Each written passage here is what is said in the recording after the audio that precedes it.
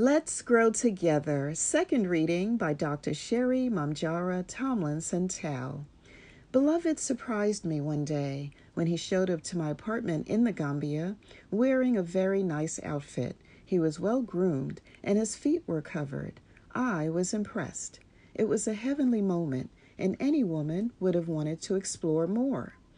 We were planning to have dinner on the beach in Fajara, the Gambia, and as we walked along the beach that evening, Beloved told me, after we become romantic, we will fly around the world like bats and market African herbs and natural products that will heal our people.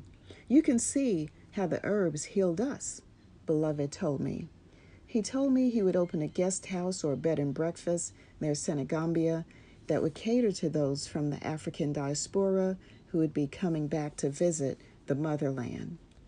Did someone say action and adventure? Who would not want to live a self-directed life, a life supported by his laughter as I looked up at him from time to time as we continued to walk along the beach? I knew when he put his mind to something, he would see it to fruition, and that was when I knew I would be getting married.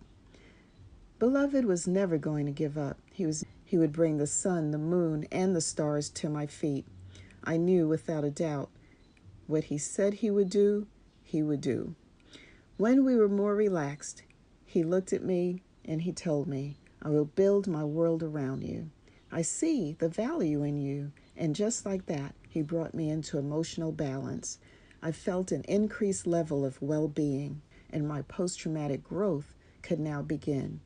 We had survived a crisis, and we were surrounded by the Muslim Brotherhood in the Gambia, and this alliance would provide me with the social resources and environmental resources for continued growth and healing.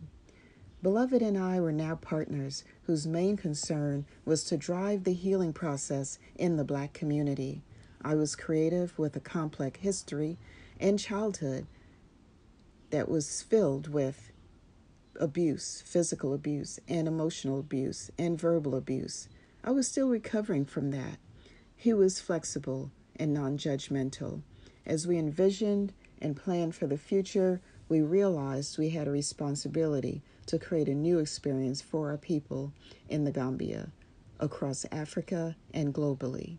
We had an amazing whirlwind romance, the wedding on the beach, the honeymoon on the beach, and all that this had been planned and arranged by Beloved.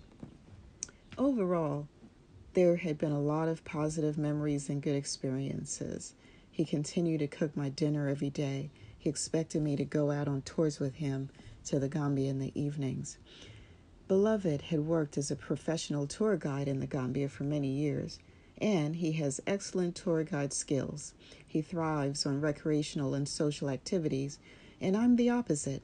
I prefer to isolate myself and avoid people, but I'm slowly coming around. He is giving me time to adapt, and there's been some unforgettable experiences.